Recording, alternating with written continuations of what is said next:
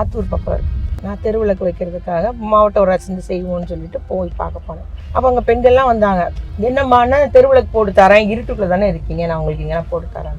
இன்னைக்கு அப்படி இல்லை, நாங்கள் ஒதுங்குற இடம் அதுதான். நீ லைட்டு போட்டு என்ன வைக்க போற? ஒரு வயசான ஒரு 70-80 வயசு பாட்டி என்கிட்ட கேட்குது, ஏமா ஒதுங்குற இடம் அது எங்களுக்கு, நீ ஏமா லைட்டு போட போற? யார் சொன்னா லைட்டு கேட்டா?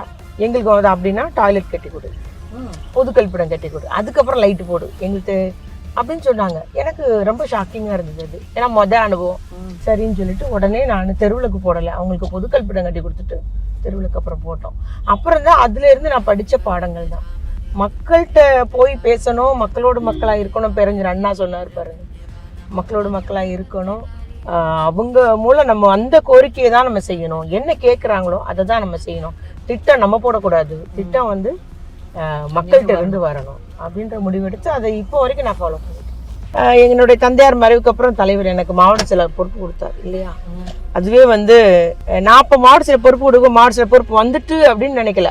இது நமக்கு டெஸ்ட்டை நம்ம நல்லா பெர்ஃபார்ம் பண்ணணும் இல்லையா, அப்படின்னா தான் தொடர முடியும் அப்படின்ட்டு அப்போ இருந்தே, அதுக்கு முன்னால இருந்தே வேலை பார்த்தது. அப்போ ரொம்ப கடுமையாக உழைக்க ஆரம்பித்தேன். உழைச்சி இன்னைக்கு இந்த நிலைமைக்கு வந்திருக்கோன்னா காரணம் உழைப்பு, தலைமையுடைய எங்கள் தலைவருடைய அந்த ஆதரவு, வழிகாட்டுதல் எல்லாம் உண்டுன்னு சொல்லலாம்.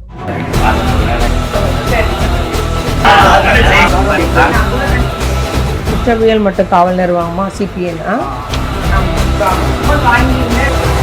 வேண்டாம், அவங்கள வர வேண்டான்னு சொன்னேன். சரி வாங்க வாங்க எனக்கு